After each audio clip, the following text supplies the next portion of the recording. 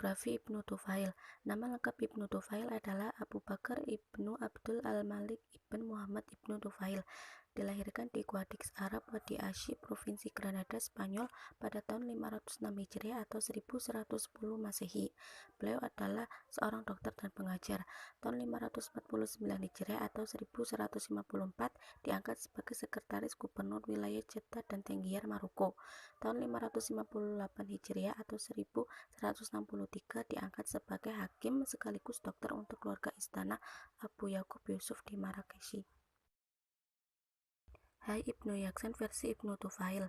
Ibnu Yaksan diartikan sebagai sosok bayi laki-laki yang terhubung di sebuah pulau yang belum pernah dihuni manusia. Ibnu Yaksan itu merupakan hasil perkawinan sah seorang wanita dan laki-laki kerajaan yang diletakkan di dalam peti kemudian dihanyutkan ke laut oleh ibunya.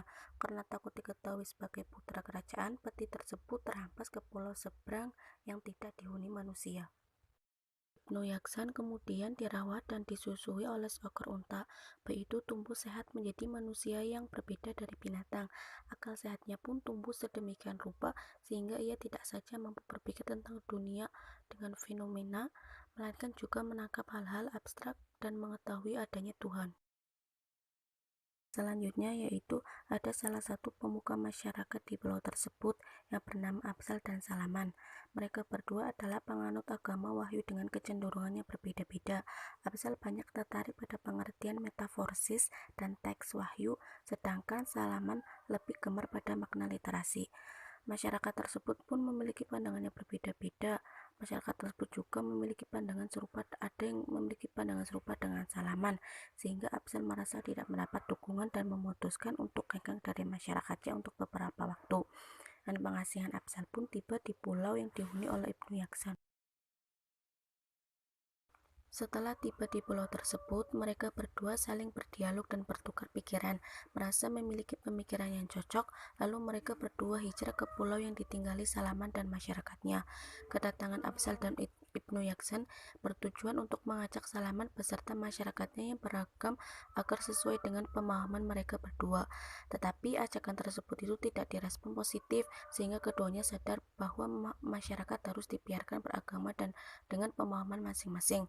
Mereka berdua pun kembali ke pulau yang tak berpenghuni untuk melanjutkan ibadah dan tafakur kepada Tuhan sebagaimana mestinya. Selanjutnya yaitu makna simbolik. Hai Ibnu Yaksan tidak digunakan sebagai simbol akal aktif, melainkan simbol akal manusia. Absal dan Salaman dapat dipandang sebagai simbol wahyu yang dipahami secara berbeda. Dari simbolis ini dapat ditarik kesimpulan bahwa pemikiran Islam Ibnu Tufail adalah manusia memiliki potensi yang amat besar untuk tumbuh dengan kualitas akalnya. Andai potensi akal itu diasah secara tajam, akan mengantarkan seseorang menjadi filsuf atau sufi. Paradigma filsafat dan tasawuf dalam novel Hai bin Yaksan. Yang pertama yaitu paradigma filsafat dapat diperinci secara spesifik adalah filsafat rasionalis dan filsafat iluminatif. Penalaran teoritis dan praktis yang dilakukan membuatnya mengalami suatu pergeseran paradigma.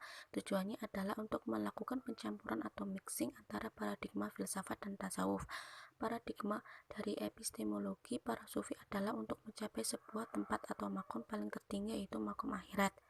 Ibnu Tufail menyampaikan bahwa makom ini diperoleh ketika ia memikirkan Tuhan secara terus-menerus.